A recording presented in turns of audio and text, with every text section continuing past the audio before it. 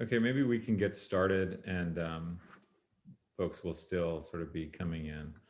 Welcome everyone. I'm Keith Crumwoody. I'm the Dean of the Architecture Division here at CCA. I'm really excited to be kicking off some of our anniversary events with this alumni panel for the Bachelor of Architecture program. As you may know, this is a milestone year for CCA Architecture. All of our programs are having an important anniversary, which adds up to 100 years of architecture and interior design education here at the school. Our interior design program is 50 years old.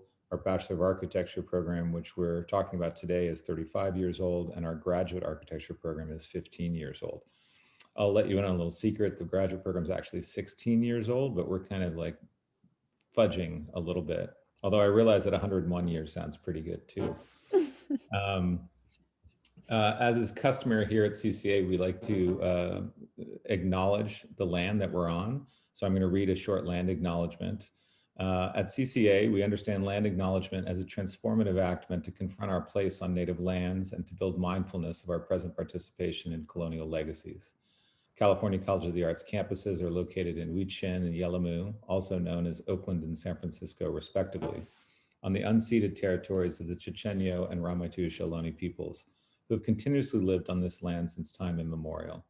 We recognize the historic discrimination and violence inflicted upon Indigenous peoples in California and the Americas, including their forced removal from ancestral lands and the deliberate and systematic destruction of their communities and culture. CCA honors Indigenous people, past, present, and future, here and around the world, and we wish to pay respect to local elders, including those of the lands from which you're joining us virtually today.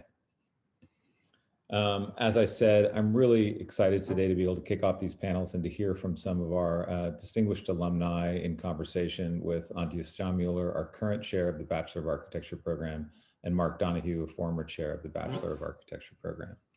Before I turn things over to Antje and Mark, I'd like to say a few words about the spring lecture series titled Remaking. With this series, we're bringing important contemporary thinkers and makers to CCA to reflect upon the work we must do now to remake architecture and co-imagine a just and equitable future.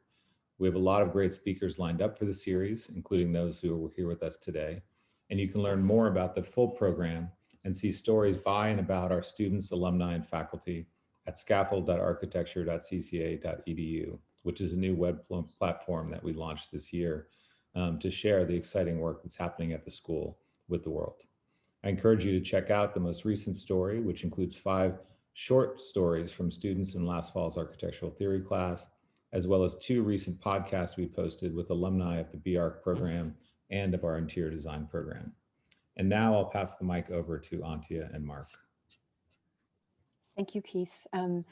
So first of all, welcome from my side as well. So exciting to see so many of you here and see some familiar names, at least, in the list of Zoom squares. As Keith mentioned, I'm the current chair of the Bachelor of Architecture program and I'm finishing my 4th year in this role. And my own history with CCA architecture, and at least with teaching here, began in 2006. So it's also been quite some time. But the program, as Keith said, is 35 years old, founded in the mid-1980s, and it graduated its first class in 1990 and received initial accreditation from NAB 2 years later.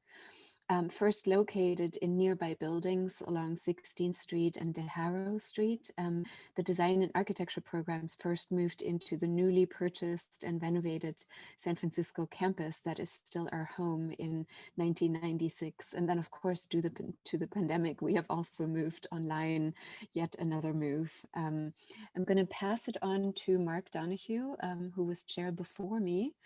And we'll just say a few words about the evolution of the program. Hi, folks. Thanks for joining us. So I joined the program in 1997. So I've been with the school for a number of years in a number of different capacities. But one thing that's always struck me is that the school has changed. It's been a very dynamic place to teach. That's one of the things I like so much about it. One of the things that strikes me looking back on the number of years that have passed is that when I first started, there were a lot of schools that were coming from the Bay Area or maybe from the state, possibly. But now I just was on a call just the other day with my students they're all over the world, all over the globe, literally. I've been teaching in 7 different time zones, which is kind of an interesting challenge in and of itself, but it shows the breadth of the program and how it's evolved over the years. I think that's the thing that's so sensational about it. It's continued to grow. And I think the representation of the students that we have on our panel today reflects that for sure. The other thing is the kind of values that we share here at CCA. And I think I see it still in the work of all the people that have graduated here, this idea of a dedication to making and having social impact in the work that you do. Definitely it's represented in the panels, but it's also something that drew me personally to the school. I've taught at a number of different places, and then finally chose to stay with CCA for the number of years I did because of the people there, the students in particular, you folks, I've taught a number of you, really drew me to the program. And that's what keeps charging me and supercharging me to keep coming back and teaching. And also, Antje is kind enough to keep asking me. So, so I'll hand it back over to her. Great. So given just how amazing a lot of you are, it was really quite hard to select people for this panel. And we're very excited to welcome 4 people who are very accomplished amongst our alumni, and who we, after long debates, selected in order to have the different decades represented, also the many different career paths that we feel that Bachelor of Architecture programs set you up for. And then also people who incorporate in a way the different values of the program that Mark touched upon. And also to begin to think about like all the different areas in which our alumni practice. So we will introduce all of our guests right now, and then ask each of them to give us like a 5-minute presentation of their work and where they're at. And we decided to do this somewhat chronologically by graduation date. And I'll begin with welcoming Rommel Taylor. Rommel is a Senior Community Development Specialist at the San Francisco Mayor's Office of Housing and Community Development, in short MOHCD, where he is responsible for the successful development and construction of affordable housing projects. Prior to working at MOHCD, Rommel worked at the San Francisco Public Works Bureau of Architecture as a designer and project manager. Rommel is also the co-founder of the San Francisco chapter of the National Organization of Minority Architects Project Pipeline Youth Architecture Summer Camp. In addition to his CCA BArch degree, he also holds a graduate certificate in real estate development from San Jose State University. Welcome, Rommel. So I clap for that. I have the pleasure of introducing Rosanna Harding, AIA, I might add. She's an architect and founding partner of Harding Ostro based in Brooklyn, New York, and associate at Young Projects. She's an adjunct professor at Parsons School of Constructed Environments and has worked in the offices of Diller Scofidio Renfro in New York, Perkins and Will, and WRNS in San Francisco. Most significantly, as a project architect, she worked on DSR's innovative telescoping performing arts center called The Shed for 5 years. It's a long time. She holds a Master of Architecture with concentrations in urban studies from the Cooper Union and completed professional architecture with high distinction from California College of the Arts at the age of 18. She is a registered architect in New York and California, and at 23 became the youngest architect member in the history of the American Institute of Architects. So welcome, Rosanna. And we're also welcoming Azadeh Omitfar Sawyer, who is an associate professor at the Carnegie Mellon University School of Architecture. In addition to her degree from CCA's BArch program, Azadeh holds a PhD in architecture building technology from the University of Michigan, where she was also a Rackham pre-doctoral fellow. She also has a Master of Science in Architecture from the University of Michigan and a Master of Design Studies in Sustainable Design from Harvard University Graduate School of Design, and is the 2011 recipient of the Harvard Daniel L. Skodek Award for Technology and Sustainability. Her research focuses on building facades, daylighting, energy performance and evaluation through simulation and immersive virtual reality. Azadeh has also been a LEED accredited professional since 2008. And we also have with us Kelvin Fangano, approaches architecture as a response through contextualization, shaping spatial experiences within the interior space. His concern for the climatic conditions invests his work with creative thinking through playful use of natural light and ventilation. His work is influenced by the modern movement, mainly accompanied by the connection with the Indonesian traditional architecture. That is why Kelvin loves promoting local natural materials that incorporates exposed concrete, wood, and stone. He took the first steps of his career in San Francisco, California, as an architectural designer for the award-winning architecture firms of Craig Steely Architecture, Jensen Architects, and Min Day. Kelvin moved back home and flew to Bali to work with Alex Dormier as a project designer before he started his own practice in 2019. He has recently been invited critic to California College of the Arts. We are lucky to get him back, I think, for our last set of reviews. So welcome, Kelvin. Fantastic. And we'll start the presentations now and go in exactly the same order, starting with Rommel, followed by Rosanna, Azadeh, and concluding with Kelvin. Rommel, feel free to share your screen.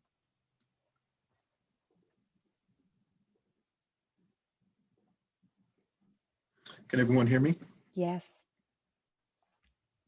Okay, great. Hi. Thank you again for inviting me and having me be part of this panel. It is very exciting to see some familiar faces and some new faces. So I'll jump right in the interest of time. So my current job working with the mayor's office doesn't involve a lot of design work. I actually have a hybrid position, working as both construction manager and project manager and city owner rep. So I want to kind of flash back to my recent previous job, which was at the Bureau of Architecture, and kind of, show a few projects that I'm very proud to have been part of. So the first image you see on the screen is the Alameda Creek Watershed Center. This is in Sonoma, California. Rommel, why don't you go ahead and It's share an your approximate, screen? yes. Rommel, why don't you go ahead and share your Oh, screen? I'm sorry. That's okay. No worries. I'm sorry. I thought I was sharing it. That's okay. Can you all see the screen now? Yes, thank you. Okay. You see the image up? Everything is good? Correct. Yes, go ahead. Okay, great. Thank you. Sorry. Like I said earlier, I've been part of a lot of Zoom presentations. This is my first presentation that I'm giving via Zoom. So there may be a few glitches. As I was saying, this is the Alameda Creek Watershed Center in Sonoma, California. I was one of the designers on this project. And my scheme was a scheme that was picked for further development. It's currently under construction.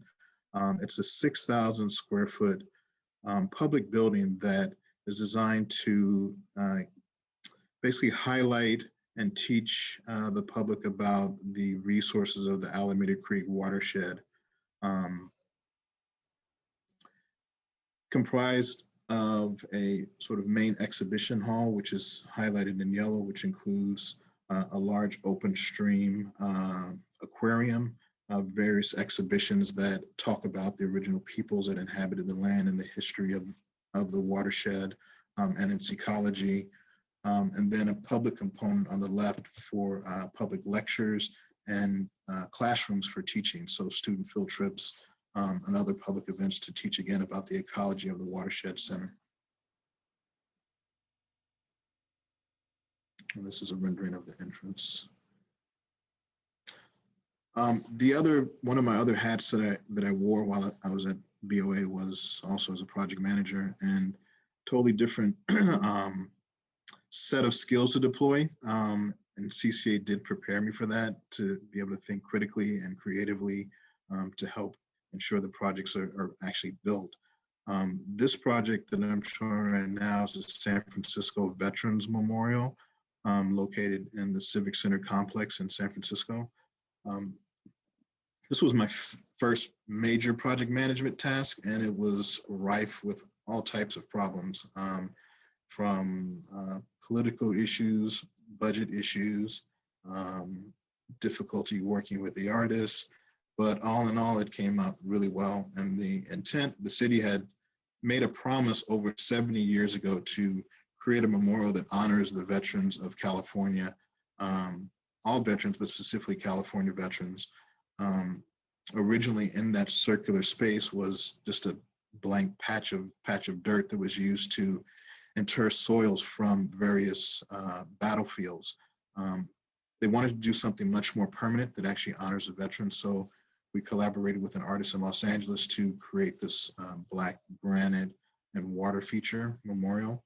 Now encapsulating those soils underneath, the memorial also has a feature where we can actually open it up, sort of like a mausoleum, so that future ceremonies can take place to inter dirt from other battlefields. Sadly, we still have wars going on. It'd be great if we never had to open that up, but it still serves as a place for reflection on the sacrifices of war and those who served our country.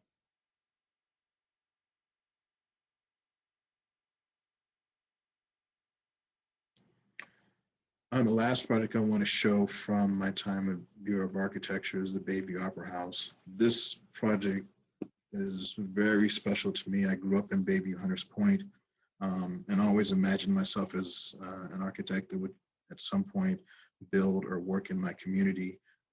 So this was an incredible opportunity for me to work on a historic landmark that I actually spent some time in as a child. This was acted as a de facto community center. So there were job training classes here, after school programs, art classes. So I have a lot of fond memories of this old building. So it was very exciting for me to be part of ensuring that this project was completed. This was a collaboration with TEF Architects and Walter Hood Landscape Architects. And the project included seismic renovations, an extensive landscape renovation, new ADA access.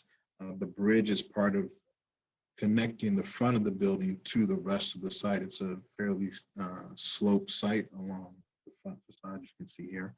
And now it's actually acting as the heart and soul of the Bayview Hunters Point, which is continue to go through a lot of revitalization.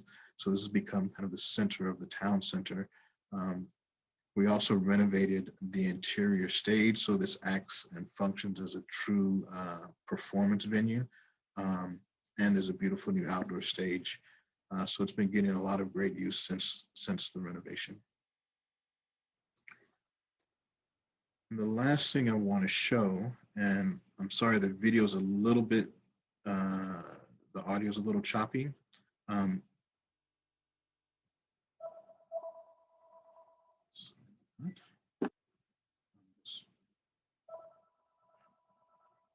Sorry.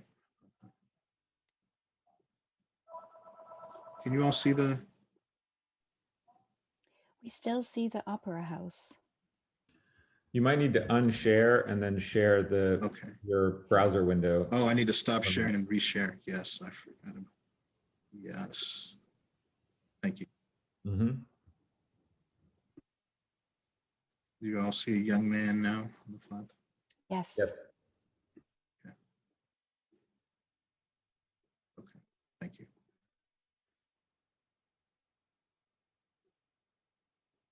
So one of the things that I'm also very proud of is being one of the co-founders of the Project Pipeline Architecture Summer Camp. There's a lot of talk about diversity and inclusion in the profession. And for me, it's always been about reaching back to the young people and exposing them to the profession of architecture. That happened to me at a young age, and that influenced me to want to go into architecture. So myself, along with one of my good friends and colleagues, Prescott Rivas, took it upon ourselves to dig in and start this camp. It's part of the National Organization of Minority Architects initiative. It's called Project Pipeline. So throughout, all over the country, chapters are doing various types of architecture camps. Our camp started off as a 2-day weekend summer camp and expanded to a full week, 5-day summer camp.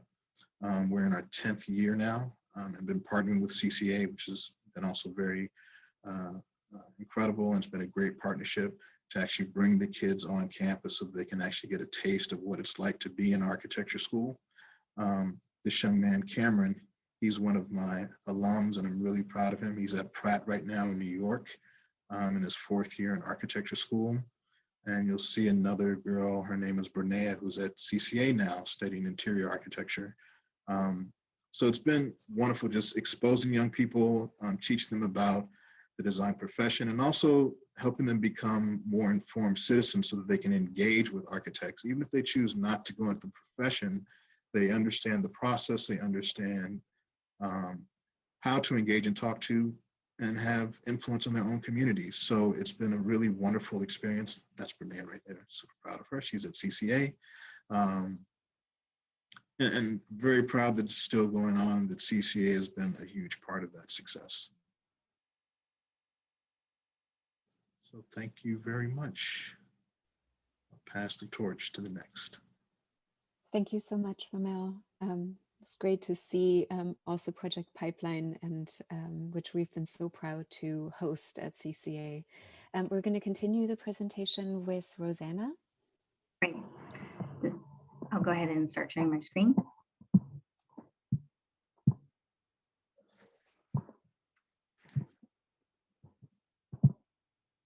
Okay, does everyone hear me and see the slides? Yes. Great. You know, it's funny, I actually might not have been that much older than some of those students when I matriculated at CCA. I was actually a transfer student to the program. I started there when I was 16 years old. I transferred in from Auburn University, and it was quite a cultural shift for me. I actually had only done hand drawing prior to coming to CCA, and went to the Rural Studio, built a house, but I kind of came in with this. My draw to CCA was really the amazing practitioner faculty that I had researched about, and it really kind of drew me to the school. And the image you're seeing on the screen was from a studio I took with Tom Wiscombe. It's also a summer studio, and I was really I think probably one of the most significant experiences for me at the school was taking these international studios. In fact, with the late Sandra Vivanco, a dear professor at CCA of mine, we went really all over. This project was from a studio with her in Mexico City, and we had the opportunity to work with schools all over the world and do studios that we would travel back and forth. And so I think that really inspired me and made me think at a larger scale, and really got me interested in the urban scale. And it ultimately, I think, is what sort of led me to want to go back to graduate school. And so after several years working in San Francisco, I got licensed, but I was still interested in this sort of the power of representation and the analysis that goes in even before beginning to propose a design. And so I ended up at the Cooper Union. That's what brought me to New York. And some of these drawings were from studios with Diana Agrest, where we really looked at giant sequoias and started to see the scale of architecture and scale of nature, and the feedback between those two things.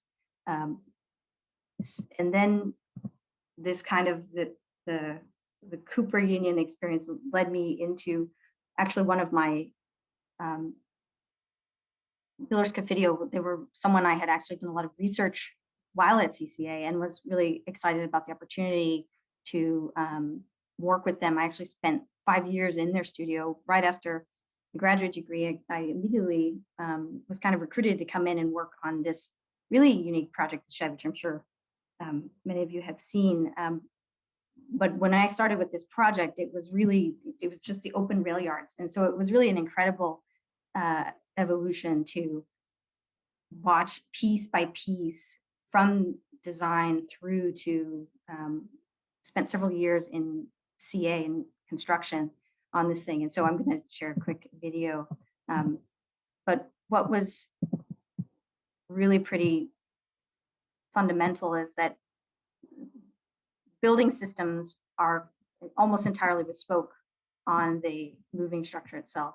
The idea of a building as being hyper flexible, but having to support many, many, many functions in this sort of container of a space. And so that it has to perform for all different kinds of configurations. And so one of the elements that what you're seeing on the screen, the structural steel was fabricated in Italy, and we went through a design assist process where really every plate is performing structurally and is a sculptural element. And so this really unique look at structural steel in such a complex way and how the building systems integrate with all of this was really a deep dive for years on this project.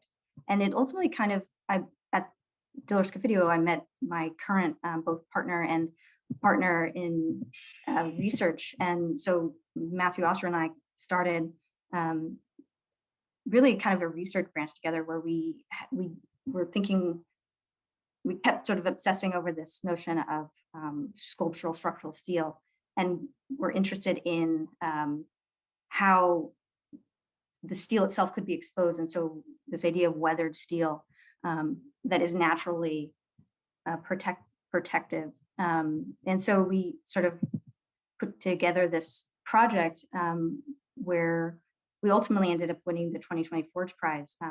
But it was really about combining sculptural structural steel with this notion of construction speed. And so using larger components and elements that could be rapidly fit together as a kit of parts, and that there's an efficiency to the structure, the form, and the way that it is connected together.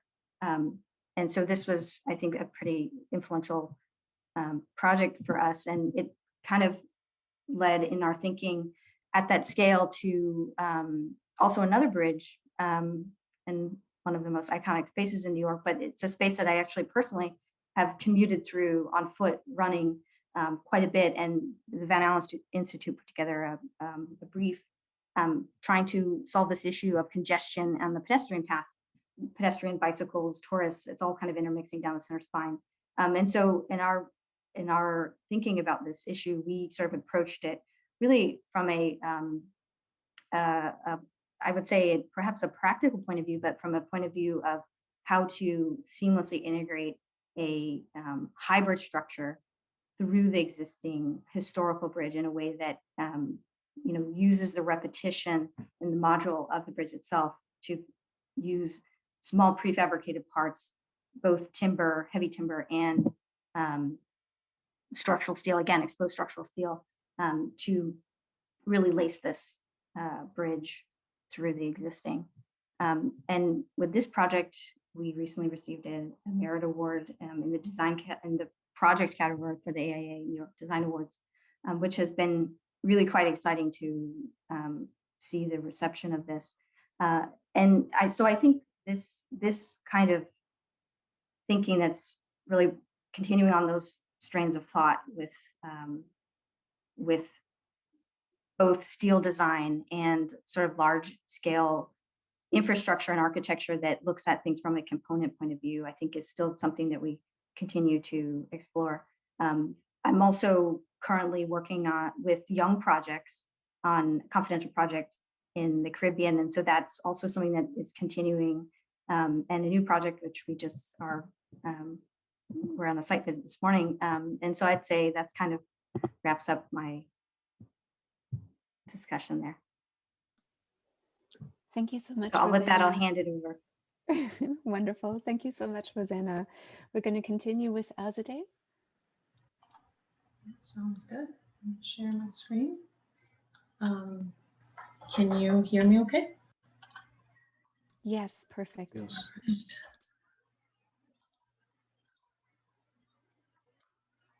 Okay, well, thank you again for having me today. It's really great to see everyone, especially my classmates. I notice Amy, Wozni, Z, and Kelvin are here. So it's good to see them, at least their name even. So hi guys. So I decided to, instead of showing kind of my projects and talk about them, I wanted to share my path with you all. To say, where I am and why I'm here. So I'm in between design and building technology. And when people ask me why I picked building technology, I always talk about, simulation to me, looking at energy analysis or daylighting analysis is you know, to me, it's invisible architecture, and that's what I'm passionate about.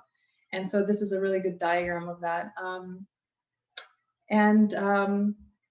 But in truth, it really started at CCA. So I remember basically this was one of the images that I saw in one of my BT classes. And I remember I was talking to my professor at the time about building orientation, and he was talking about the importance of like where to put windows in terms of sustainability. Don't put them on east and west, put them on north and south. And I'm sure if you study sustainability, that's like the first thing you hear.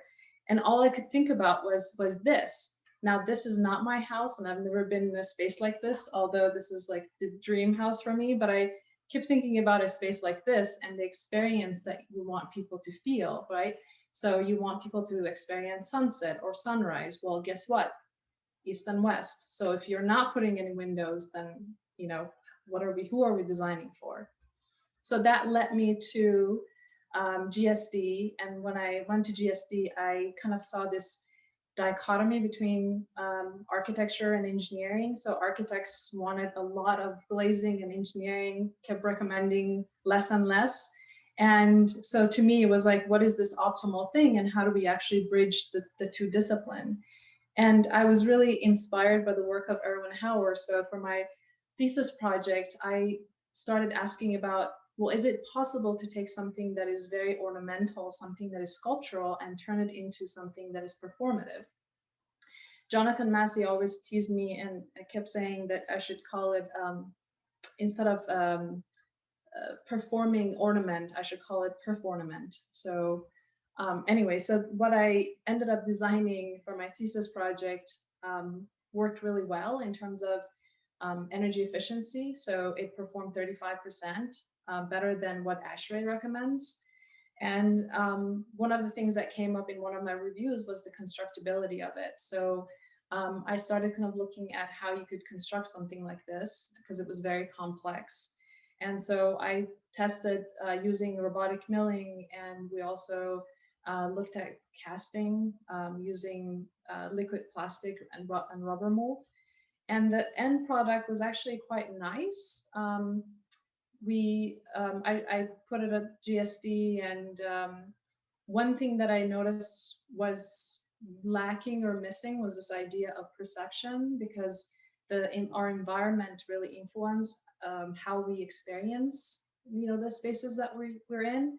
And so I started questioning this idea of perception, like how do we actually gauge that? We know that this is going to affect us. So that led me to, well, I worked for 2 years at Einhorn Yaffe Prescott in Boston, but after that I joined Michigan. And the first thing that I did at Michigan was I started looking at patterns. And so here's some of the patterns that I looked at, and they all came from existing buildings. So one of the things I wanted to see was, you know, basically collect patterns, building skins, if you will, and look at how they influence not only energy, but also people. And so you guys, I'm sure, know all this building. I'm sure you know all of them, but this is by Tom. So this is a beautiful building. So what I did was, and you don't have to look at these in detail, but what I want to show is that I started looking at surveys. So I surveyed like, I don't know, 300 people, and we asked them to judge each of the spaces with these patterns in terms of how appealing they are, how comfortable they are, how you know, simple or distracting or non-distracting. So 6 of the patterns that I tested were these. Again, you don't have to read it, but if I kind of overlay it with some color, let's say that everything on the right is negative and everything on the left is positive, you can see that for the same space, but with these different skin patterns, the experience is different, right? Some of them are distracting and some of them are comfortable, some of them are interesting. So one pattern that kind of stood out for me was the Voronoi pattern, because I was really interested in it. It's a complex but beautiful pattern. And one thing that I wanted to show to people was that if you just run the simulation, if you just look at the building science or the building technology, simulation would tell you that Voronoi performs really well. But then in terms of ranking of how actually people perceived it, it's the lowest. So you can't really go with just people's perception or just simulation. You kind of have to do them both in a way. So from there, I work with Cynthia Camillatore from, at the time she was at EPFL, and right now she's an assistant professor at TU Eindhoven. So we looked at all these patterns, and we can actually kind of graph them to see which ones are the most calming and which ones are the most exciting, to least exciting or the least calming. And what's funny is that the two most ubiquitous patterns, like the vertical and horizontal, are actually the most boring to people, but those are the two patterns that we use the most, right? So from there, I then went to the next step of basically making an argument that a lot of the simulation tools or a lot of the metrics that we have are actually not designed for architects. They're designed for engineers. They're designed by engineers for engineers, and they don't really help architects as much, especially when we're going in the design process. So part of my PhD, I focused on creating a different kind of like spatial lighting measurement. So how do you actually measure daylight spatially so you can take the data back to the facade and highlight the areas that you need to focus on, instead of someone coming and telling me that this pattern I've created is not working. Tell me exactly what part of it is not working and where should I pay attention to, or what part of it should I adjust to make it work. And then from there, I kind of went into virtual reality because I wanted to bring it back to people's reaction and perception and well-being in a way. So I did a lot of experimental study in VR. So these are some of the spaces we would create and have people put the headset on and experience and tell us how they feel. And then from there, we published a lot of papers, which I'm not going to go into, but what I ended up with was that a lot of the time the environment impacts us. So if you kind of rely on, for example, post-occupancy evaluation, and you go in and you're told that the lighting, people are not satisfied with lighting, the immediate reaction should not be go in and add more artificial lighting, but maybe the design is boring, or maybe if you add a plant, it increases people's satisfaction with lighting. So so this basically told me that I can't, as a building technologist, as a building scientist, I can't just focus on the numbers and my simulation. I have to bring people and design back into the loop. Here's an image of CCA. I'm sure a lot of you guys remember this. So I love my technology classes. So this was very hands-on. At GSD, we did the same thing, but it was more on simulation and simulation game. Ever since, I'm basically taking the same thing and I'm bringing it to CMU, but I'm adding more people into it. So I've been working with my students on VR studies, and my research work, I have been looking at hospital designs and the effect of design on patient well-being and recovery. I have been working with the American Bird Conservancy on bird-friendly facades. On the right is a new research that we're working on, a photonic multi-layer structure with mechanical engineers. And then this is kind of the last research project that we're interested in doing, working with Donna Kapkova, Josh Bart, and a few other of my colleague at CMU on what we call Crumble, which has to do with the circular waste economy for sustainable architecture with binder jet 3D printing. So that's where I started at CCA, and this is where I am, and it's been a fantastic journey, but I'm happy where I am. Thank you. Thank you so much, Azadeh. Great to see your trajectory. We'll continue with our last presenter, Kelvin. Hi everyone, my name is Kelvin. I'll be sharing the screen right now.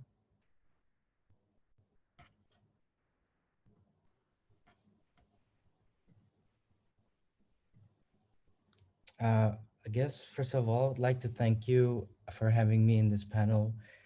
I graduated not a long time ago, 2016 at CCA, and I've always wanted to do a practice for some reason when I was at CCA, and right now we're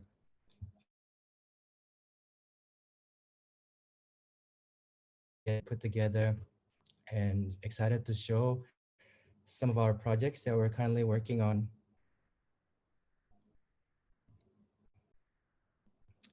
This is a house in Tangerang, a suburban area not far away from Jakarta. Project currently under construction, and we were really driven by attention to the natural context and climatic condition, where we were inspired by Indonesian traditional house, typically built on 4 poles and lifted above the ground. So some of the things that we're really interested is to understand how this project reflects the natural context by having this natural cross ventilation in a tropical country, nice natural daylights that penetrates into the space. So we use this architectural order, triangular geometry. We punctured a cone shape extrusion skylights to get that nice natural daylights to the interior space. And then we also working on a commercial projects, a mixed use one, also currently under construction, where we house a cafe on the ground floor, art gallery on the second floor, and yoga studio on the rooftop. This actually came from a very simple idea where we interlock this volume into these two vertical service towers. What it creates is this really nice open space that connects the entrance from the back for the cafe. And we are planning on installing a translucent Chanel glass to generate an intimate environment for the art gallery where it leads during the night, like a lantern.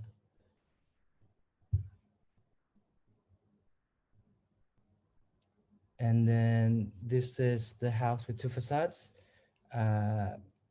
This is one of the projects that we also interested in merging the vernacular building of Indonesia with the contemporary architecture, where we do an involve of additive sequence by generating these two combination of two curve and two apertures at both ends. So the picture on the left upper corner is the rear facade, where we form a sweeping A-frame roof, again inspired by a traditional house of Indonesia, and where we see from the front facade is it appears to be like a modern box. So what it does is it result a common this really nice twisted ceiling in the living room. And in here, the programmatic distribution is inverted, where we offer an upside down program. The living area is positioned on the second floor, where the children bedrooms are allocated to the lower floors, connected to the void.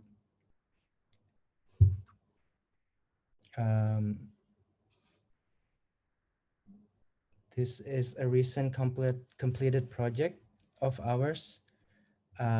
This is a elevated rooftop garden lounge in Jakarta, where design embraces panoramic skyline by using this overlapping overhead planes. This overhead planes acts as a shelter from the rain and protecting the overexposure during the day. But really, these different elevations still allow daylights to bounce into the space. And we also use the topographical platforms to compromise the aesthetic appearance of the overhead planes. But it also helps to define seating typologies.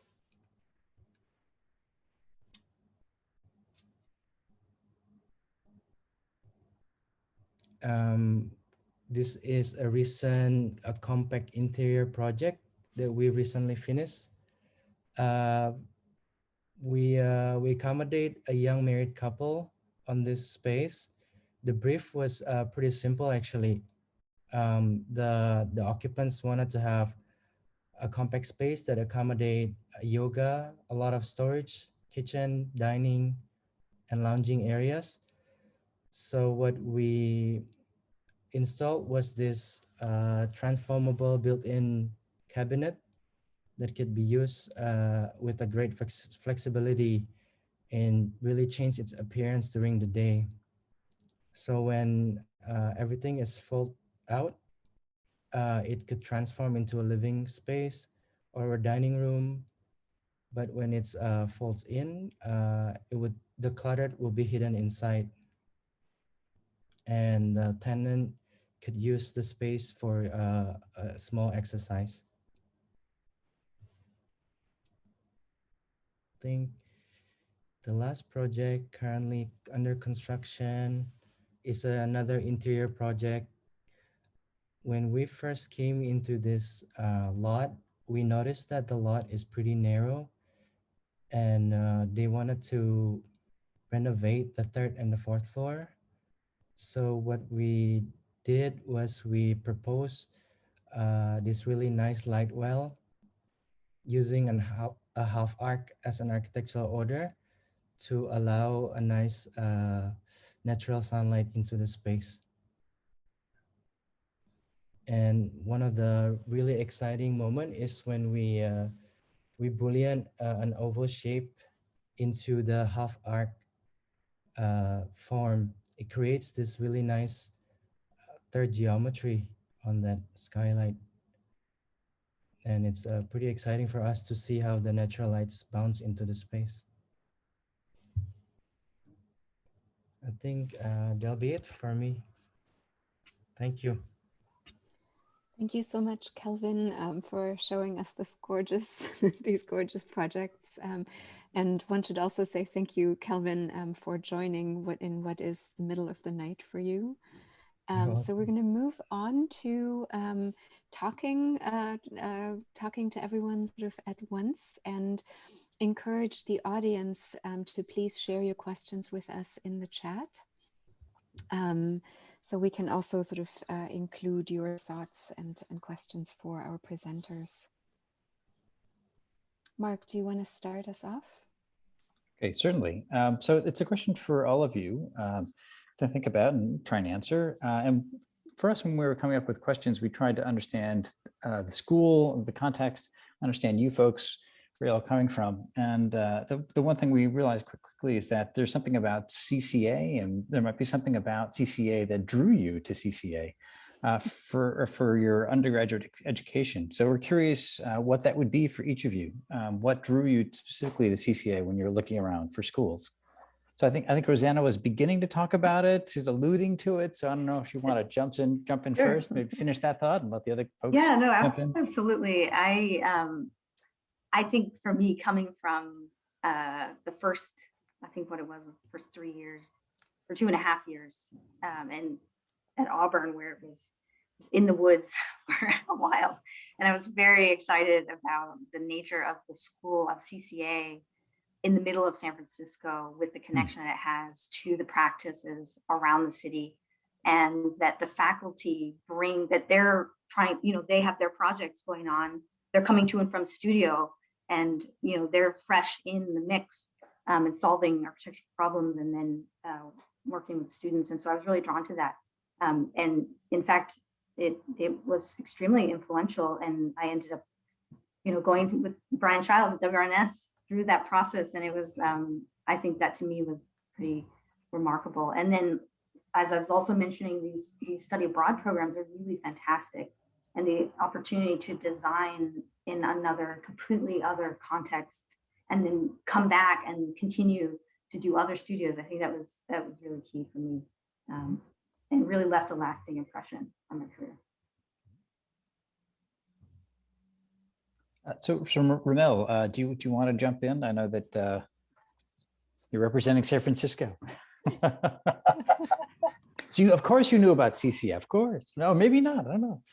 Well, it's funny. I was thinking about that as we were going through the presentation. It seems a long time ago when I applied to CCA. But the thing that really inspired me was something that I read in the student catalog the year that I started, which was 92, I think. And it said, and I don't remember who the quote was from, but it said that we teach our students to be designers, thinkers, and makers. I found that really compelling to talk about kind of the connection between critical thinking, design thinking, and actually the craft of making something. And this again was back when CCA was the California College of Arts and Crafts. And I never understood crafts as being anything about basket weaving. I always understood it as being something about the kind of care and rigor of making the thing that you're designing, either physically being a model or a physical object, or crafting a drawing in the way you represent your ideas. And that was very compelling to me. And I had just come back from the East Coast at that time, and I was taking some classes at City College. And one of my professors told me, you know, if you want to go to architecture school, you need to either go back to New York, to the Cooper Union, or CCA. And I really didn't see Cooper Union as an option at that point for a variety of reasons. But I went to and met some great people, and it was a great choice for me. Great choice. That's great. Yeah. Azadeh, what about you? And I also add one other thing, yes, kind please. of tying into what Rosanna said, is that just what was also attractive was that the instructors were all practicing architects, that it wasn't just a faculty of theorists, not that to make a distinction between one being better or worse, but it was very exciting to have people that were in the business coming from their office, bring that experience to the studio. So there was a level of practicality that was really refreshing. Great. So I graduated from Cal High in San Ramon. That's where I grew up. And so there were two schools, Berkeley and CCA. And I took a class, I don't remember why or how it happened, but I started taking a class at Berkeley. And it was a very large class, probably like 300 people. And I couldn't really see the teacher because the teacher came in for a little bit of time, and there were a lot of TAs, and I'm a very needy student. I was, and I still am. I have a lot of questions, and I want to keep, asking questions. So it wasn't the right environment for me. And CCA's size, the class size, and the fact that you could actually meet with your faculty, talk to your faculty. If you have questions, you can actually go to your faculty, go to your professor. That was amazing for me. So that's why CCA was the right choice for me. We also took building technology together. We did, and we studied Deleuze together because neither of us could understand the reading. So we kept like meeting and Many hours. hours, and we didn't know what we were reading. So we did fine, Rosie, after that, right? Yeah, we took building technology, and I love the building tech classes because Robert and Ryan took us to PG&E, and we kind of saw that space. So that was one of the reasons that I was really attracted to building tech. That's great. So Kelvin, I guess last but not least, you want to chime in here? You came a long way, Sure. I think.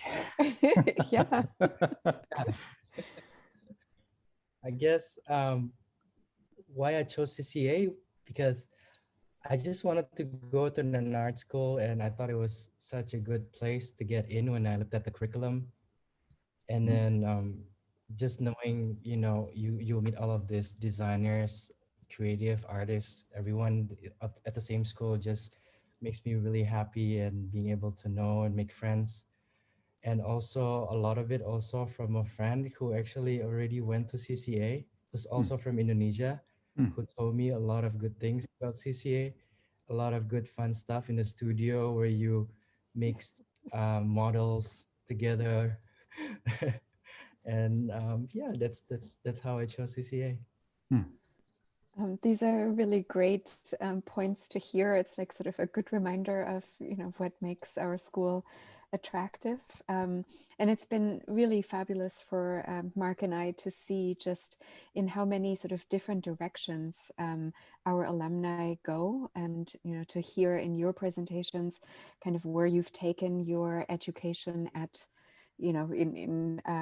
from school to practice. And what we're curious about is, given how diverse your current trajectories are there experiences kind of dating back to your time at CCA that, where these interests took root? And Azadeh, you definitely hinted at, the visit to PG&E. So I don't know if you want to start us off, specific experiences. Yeah, I love my time at CCA. And not to say that I didn't struggle. There was definitely a struggle as especially when you first start and you have no background in architecture or drawings or art. So, but I love my classes. I love the studio and I love the building tech classes. And I think the experience that I had with, it was different, like to me, and my background was more in math, building tech made sense. It was objective, measurable, like 2 + 2 is 4. Design is not. You see something that you feel like it doesn't look that great and all of a sudden everybody loves it. And you see something that you think it looks great and nobody loves it. And it was confusing as a student. Like, how do you know this is a good design?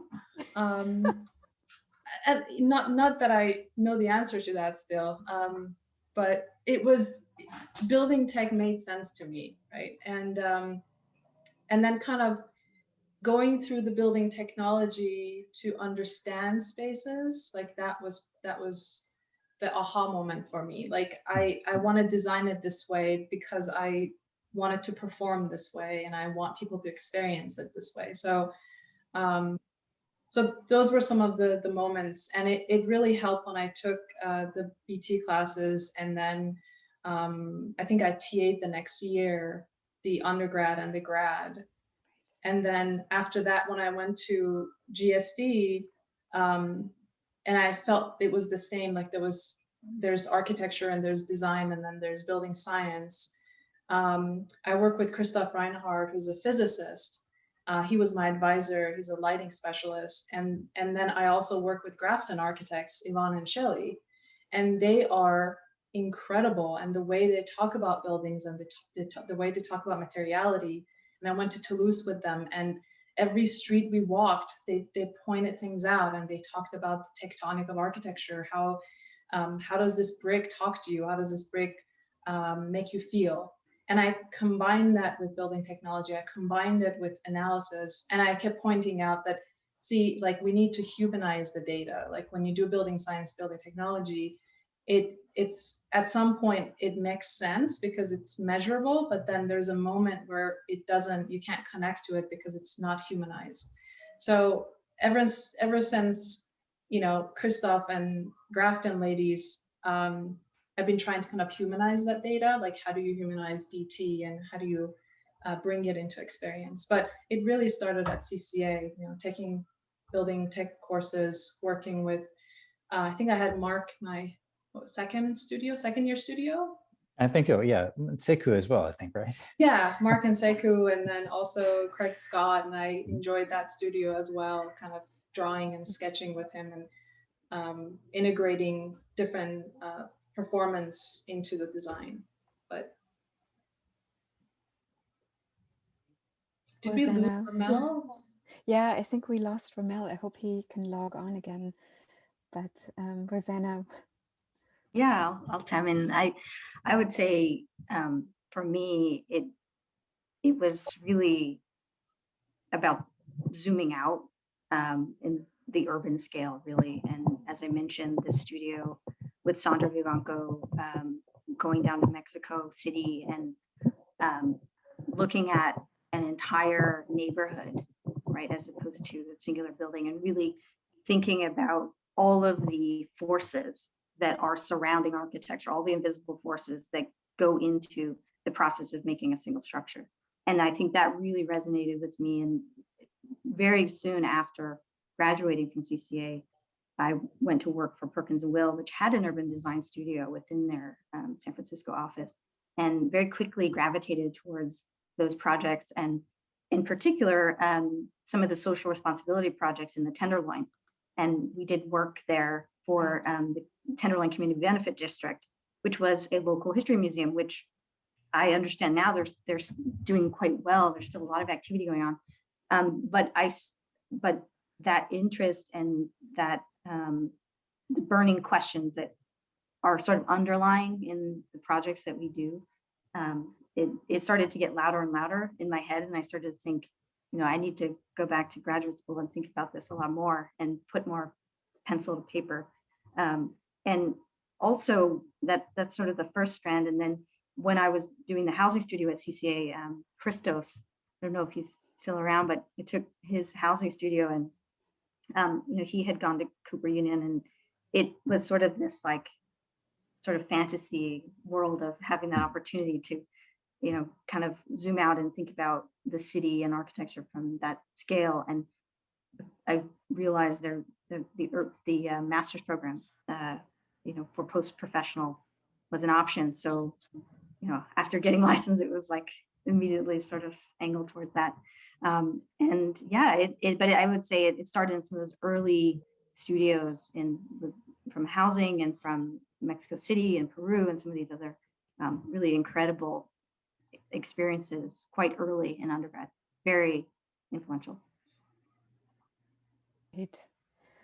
Romel or Kelvin, any thoughts you want to share about how CCA sort of triggered perhaps your career trajectory?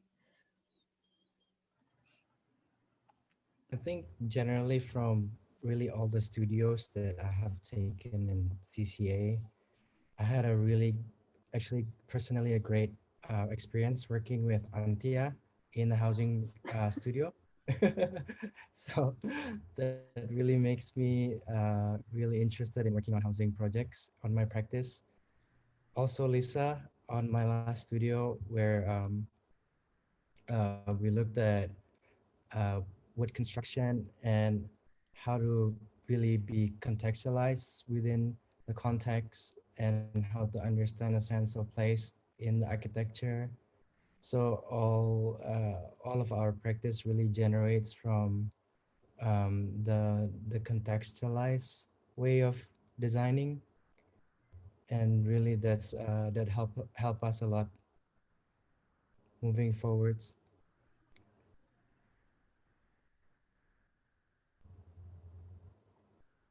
Sorry, I had a little bit of technical difficulty, so I missed part of all good. last We're few glad to have you minutes, back. but chiming in right now. Yeah. I've actually spent some time thinking about my career trajectory more because of this lecture, and trying to pinpoint what, if anything, at CCA led me to where I am. And it's a bunch of different things. I think definitely have a passion for design that was sparked through my instructors at CCA and all of my classmates. But also David Meckel really kind of sparked a community service passion in me too, very early on. Remember, I think it was my second year during those. He comes over and says, "Hey, Romel, if you don't know who David Meckel is, he used to be the dean of the School of Architecture. Now he's running everything, it seems like, at CCA with development. Really cool guy, charismatic guy." So he comes over and he says, I've committed us to leading a team of students from an elementary school in the LEAPS sandcastle competition. I'm thinking, I don't have time to do that. Number one, none of my classmates are going to have time to volunteer. We're busy trying to get ready for Final Crit. Long story short, it turned out to be a really amazing event, and I realized that I really liked working with young people. I love design, I love architecture, I love that process, but also am really interested in how I can be an influence and inspiration to other people as well, especially young people. And also sparked an interest in just being on the kind of development side of architecture. Like how do projects actually get built? which is where I am right now, kind of in the development space, learning about structuring deals, all of the stuff that happens before we bring in all the design talent to then realize a beautiful project. So it's fascinating to me, just the spectrum, and it's very interesting. It's not over yet. For sure. So Kelvin, Rosanna, Azadeh, you want to do a big project? Take them up on it. Take them up on it. This could be kind of cool. I'm going to start working on the capital stack, and we're going to find a site, and we're just going to just build something. That's awesome. So we do have another question. Should we jump into it? Should we keep going with this? Give to time. I'm looking at the time. Yeah, we got. I think we have time at least one more question from our end before we ask more directly for audience questions. So do we ask my question or your question that you have? Your Antje? question. Go for it. Either way. Okay. If you reflect on the many roles that architects take in the world, the many ways in which you can have impact, how do you think about the role of architecture education setting you up for that? This might be based on some of your own experiences, or might be a general reflection on the undergraduate architecture education. So, big question. That's not heavy at all, Mark. I mean, super easy to answer. You guys are all so smart. You can do it. Well, I think, I'll just jump in because Please, yeah. I've at this point, I've been doing some teaching as well. And it's something that I realize even more and more as I get further along in my teaching career. But, as you're saying, we make a huge impact, right? We make an impact on, from many angles, materials, social, all kinds of things. And there are a lot of conversations about that. But I think that one of the things that is really important to begin to understand when you're in school is that in the design process, we are making decisions along the way that no matter what, you sort of have to take a stance one way or another. To create anything, you have to, at some point, make a statement. And we can look at all of the ways that lead us up to that point, to making those decisions to create the thing, or the image or whatever it is. But we may sort of post-rationalize or analyze or try to make it the least amount of personal. It's more, here's the data, here's the facts, here's what it is. But ultimately, we create things, and we make physical things, and we also make non-physical things. But to begin to understand one's own voice and get into the psyche of both yourself and the people you're listening to and the things that you're looking at is really, really critical. And I think that's something that I've definitely felt was the case at CCA. And I try to also, encourage my students to really start to look inward and be comfortable and be confident, but also to the analysis, do your research. And, I think that's really key. And that's that's a web of things. So did Rosanna buy any of you enough time to think of an answer for yourself? Ramel, this should be an easy one for you. You're doing all kinds of stuff with this. It's I almost don't know where to jump in on that one, but so I'll just say this. Clients expect a lot more from design professionals now, because I think they're more sophisticated, because it's easy to, and that ranges from just watching HGTV to those who actually go back to school and study design and become working on the client side or the owner side. And also I think they have greater expectations of our expertise. So, it's been a while since I've been in school, so I don't know in detail where CCA is in terms of preparing students for practice. It seems like it's really good based on the panel right here. One thing we didn't have was the building technology studios, which I think is phenomenal, that really helps students dive into the nuts and bolts. But it's also important in school, I think, to not be so practical that it squashes the creative process as well. I mean, that's one of the advantages of school, is to really help you build your ability to think creatively, to think critically. but not necessarily be bound by all of the many real life constraints that are going to come at you once you graduate, including budget, client relationships, politics, the whole nine. That kind of works itself out. So I think there has to be a balance between that very pragmatic technical side and just also really building up your confidence in being a creative person, because that's where our real value is. And even, when I interact with developers, they really understand the value of, in quotes, good design that's thoughtful, design that's innovative. It has a dollar value that's undeniable now. So we have a pretty powerful position. And I think as long as design education continues to balance that kind of fierce creative energy with strong technical skills, we're going to be in good shape. This is a big question, Mark. I think lately I've been thinking about what I like to focus on with my student, and I think something that we talk about at school is about universal design, but not so much inclusive design. And inclusive design in terms of different abilities, like, disability. What does that mean? And I was reading the book by Kat Holmes when she talked about disability is not personal health conditions, but it's mismatched human interactions. And she said, when you think about it this way, it really highlights or underscores the responsibilities of the designer, right? So I think kind of moving forward with what I want to do and what I want to work with my students is to ask them to kind of think about how their design could exclude people. What are the ways in which our design exclude people, and what does that mean, and how do we actually think about designing for inclusion? So in almost all of my work, because my background is building tech and I have a design background, we do design, we do building science, but this is the part that I feel like it's missing at a lot of the schools. And then the difference between the two, like what is the difference between universal design, where the focus is how do I design one thing that fits everybody, which is incorrect. It's a myth, right? And instead of how do I design how do I design this one thing different ways so people can use it and have the same experience, right?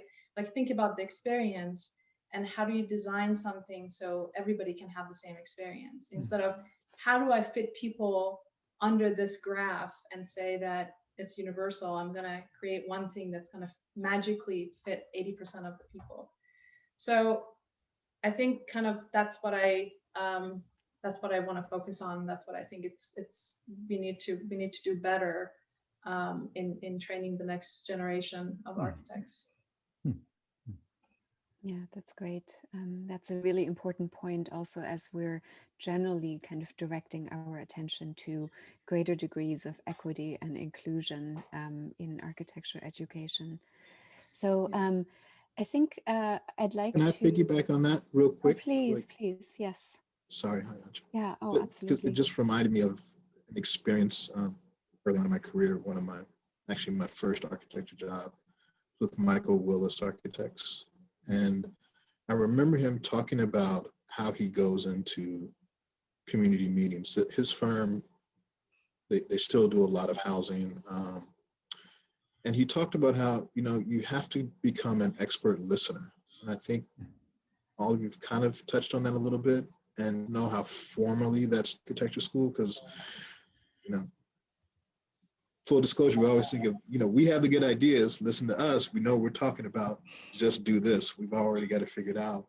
Where in reality, to become a listener, to really hear the unspoken things as well as the spoken things, to develop what the problem is that we're going to address. The creativity is not really the big issue. We're going to deploy that energy regardless, but to understand what is being asked for beyond even the project brief, beyond even just the huge community meetings, to kind of be observers and listeners is hard to teach, but it's incredibly important, an important skill to develop, because that's where I think we have the most influence, when we really tap into that problem that maybe your client or community see, and then deploy our creative energies and our expertise to really come up with something that's wonderful. And Ramel, I want to add to that one thing that actually helped me with my student was asking them, how do you design something for people other than you, other than yourself? Because then they have to go and listen, because they don't, if you take them out of the figure and say, go figure it out, you're designing something for people other than yourself, it forces them to go and listen to what people actually want. Exactly, yeah. Practicing empathy in a way, very directly. Yeah. I'm being mindful of the time. I would love for us to include some audience questions. And I see one question in the chat, but I also do want to encourage people to unmute themselves if you feel so inclined, or typing more into the chat. But Sandra Lopez is asking, is there a class at CCA outside of the architecture program that influences your design style or serves as inspiration? It's a good question.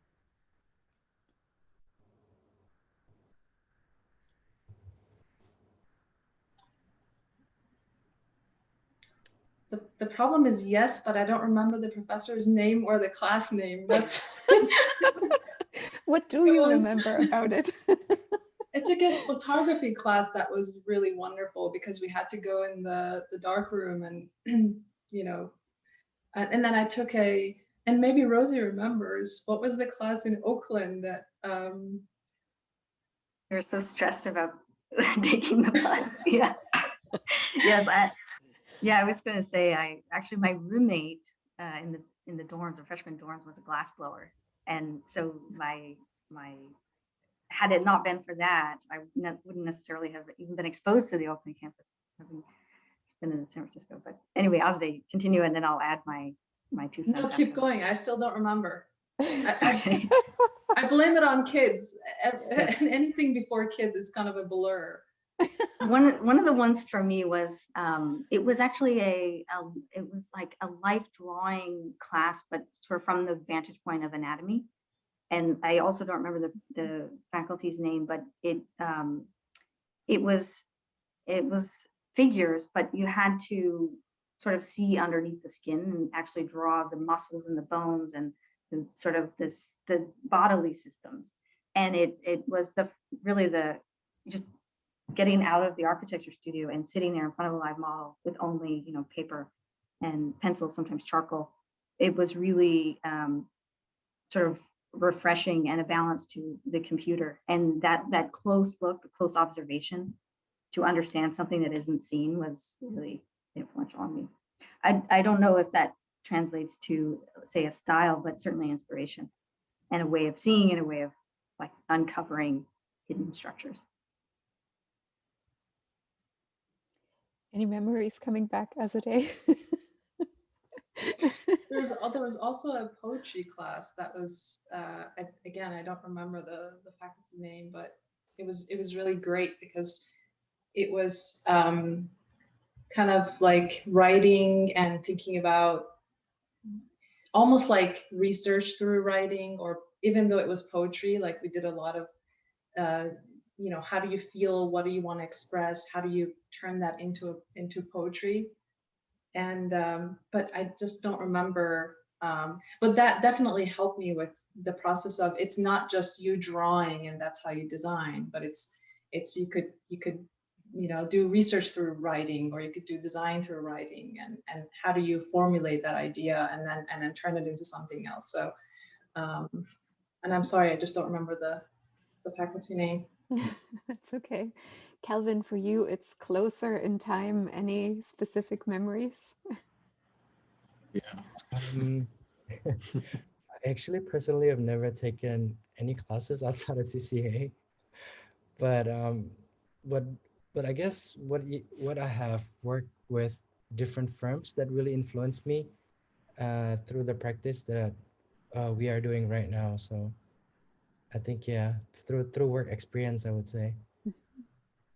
Yeah. We have another great question. Back in the day, Yeah. Oh, sorry. Yeah, go ahead, Romel, please. Back in the olden days, when you started the architecture program, you started in what was called core classes. And that comprised of basic design, 2D, 3D, and 4D, which I think was that was kind of like the media time-based type of work. And I remember that class, and I was really fascinated. I almost changed my major to film because I really enjoyed the process of making or thinking about things and time sequence and experience, and those experiences you have as you go through kind of developing the narrative of a film.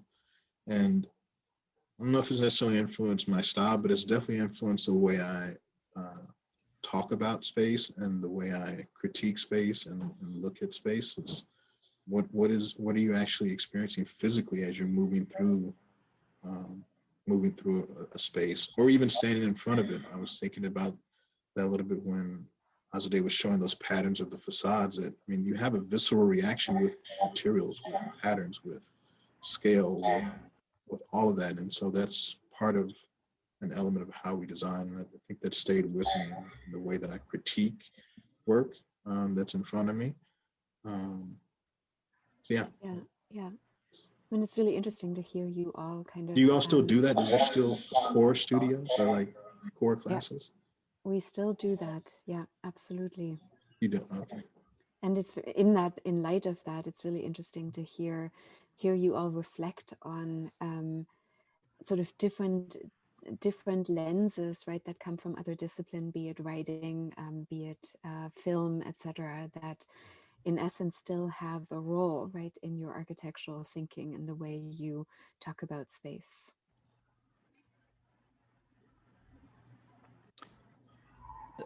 So do we have time for one more question, do you think? I think so, yeah. So we'll try that. This one's from the chat is very good. This one's from Spencer. In retrospect, can you identify gaps in your CCA experience that you wish you were available to while a student? Perhaps things you later experienced at another institution or job that CCA might consider embracing/including. How about that? What are we missing, folks? What are we missing? What? I think that's the question. If I understood Spencer correctly. So. I'm a bit of an anomaly as a transfer student, especially into the architecture program at third year. So from my experience, when I prior to coming to CCA, I had, as I mentioned, only done hand drawing and physical models and purely that. And so, in fact, it may not be something that's missing, but that was striking to me when I kind of showed up day one, and the tactile nature of the May line and the pencil. But this is all, even now we're still questioning like how in education, and now even more so teaching remotely, and how much hand drawing can we really do. And then ultimately I felt personally very like prepared once I graduated, because I had gained all these skills in the digital realm with the tools. And I think I'd say that's a huge strength of the program. But that's one thing that, coming in from elsewhere, I was a bit of an alien with the pencil only experience. I don't know if I would say gaps, but one thing that I think would be valuable for students is more research, especially if it's interdisciplinary research, because architects work with engineers, we work with psychologists, we work with neuroscientists. So if there is a way that students can be exposed to more of that research, I think that would be very helpful. At U of M, there was a UROP program for undergraduate students, so undergraduate research. And so they work with any faculty. So when I was, or graduate student, because I was a PhD student, and I had 2 UROP students, one from mechanical and one from some other very different department than architecture. And they have to come and they have to help you with your research. And that was amazing to them, because they didn't know anything about architecture and how architecture, what it means to do research. What does it mean to do architectural research? So I think that was a good experience for them. It was a great experience for me. So that I wouldn't say gap, because I know CCA is a smaller school than Michigan, but if there's a way that students can be exposed to more interdisciplinary research, I think that would be good. Kelvin or Kelvin and Ramel? Romel. Yeah. I didn't really think of anything right now, to be honest. We did it. We did it. No gaps. I love that. I love that. It's a great. Thank No, you, Mark. Kelvin. No, Mark. There's some gaps. There are gaps. No, you got to stay on your toes, Mark. Oh, okay. Constantly Okay. innovate. I'm working. Okay, You're so- in our place, Romel. But you know, there's only 5 years seems like a very long time, but it's not. It's not, And yeah. an architecture education requires you to take on a lot of information in a very short period of time. And, you know, when I look at the program when I was there versus where it is now, I can see tons of improvements. And I could look back and go, wow, I wish I had the building tech studios, which focus more on the nuts and bolts. And we literally had one class, which was building and construction. It was one semester, and that was like encompassed everything about from excavation to vertical construction in one semester. And now you guys actually have intensive studio-based explorations about how things get put together. Was that a gap for me? Maybe, but you get to learn that in the field, like when you actually go and practice. So in short, I'm giving you guys props. You're doing a great job. I love all the improvements in the program. I think the future looks bright for CCA and the future students coming there, and keep up the good work. Fantastic. Thank you. Well, it's coming up onto 1:30. I have to say, first of all, in addition to a giant thank you, to the four of you and to sharing your work today, hearing you all present and sort of seeing what you have accomplished and how you're reflecting on your trajectory and its beginnings at CCA makes me personally incredibly proud one more time to be part of CCA. And it's just really wonderful to see the four of you specifically have such impact in the world and have just amazing, just amazing work. So I cannot wait to see what you do next. And hopefully we'll have you back for the 40th and 45th and 50th anniversaries, etc. Yeah, Mark, I'd like please, yeah. Thank you very much. It was nice meeting you all. Yeah, I'd like to thank you all too. It really was. So I've been here 2.5 years now, and it's really fantastic to have this opportunity to learn about those of you who studied previously at the school, and to hear that still the values that you experienced are still present and vital to what we do, even as we grow and reach and stretch a little bit. So thank you again so much for sharing your stories and your work with us. And I just want to say to all of the alumni that are on the call, we are doing a lot of events this semester. We're going to have an interior design panel and a Master of Architecture panel in the same way, led by the current chairs, with some former chairs participating on, I believe, March 5th is the interior design panel, and April 2nd, the graduate panel. So I would encourage you to come back. But also, Rosanna mentioned Sandra Vivanco. And as you all, I believe, know, Sandra passed away last year about this time. It's been about a year. We're going to be doing a celebration, holding a virtual celebration of Sandra's life and work and impact at CCA and beyond on April 9th, which is a Friday. We'll be sending out a save the date for that in about 2 weeks with all the information you need to register. So I hope you'll be able to make that. And then we're going to be launching a Sandra Vivanco Memorial Lecture, which will be an annual lecture that we will sponsor with the Critical Ethnic Studies program, where Sandra taught for 20 years as well. And Mabel Wilson, who may have been here when some of you were here studying. Yeah. Mabel was on the faculty here. So Mabel is our inaugural speaker. I couldn't be happier that she's doing that. She was a dear friend of Sandra's, and I think embodies the values that Sandra embodied in her own work. So please come back for that. And then finally, some of you have everyone's received the survey that we sent out to sort of hear more from our alums and about your experiences at the school and what you're doing now. I know, I think everyone here on this call responded to that, but we want to both collect your stories for our own archive. We're in a process working with the libraries and alumni engagement to really build out our histories, and that means hearing from you, but also to share some of the accomplishments and things that you're doing on our new site, Scaffold. So if you haven't had a chance yet, I encourage you to look at your last alumni newsletter and follow the link and share some of your tales with us. But so thank you, Rosanna. Thank you, Ramel. Thank you, Kelvin. Thank you, Azadeh. This was fantastic. Mark, Antje, you continue to impress me every day. Oh, thank you, Keith. And Thanks. thanks, everyone. Thank you for everyone. joining us. Thank you. Good seeing everyone. Bye, everyone. Bye. Take care. Have a great weekend. Great long weekend.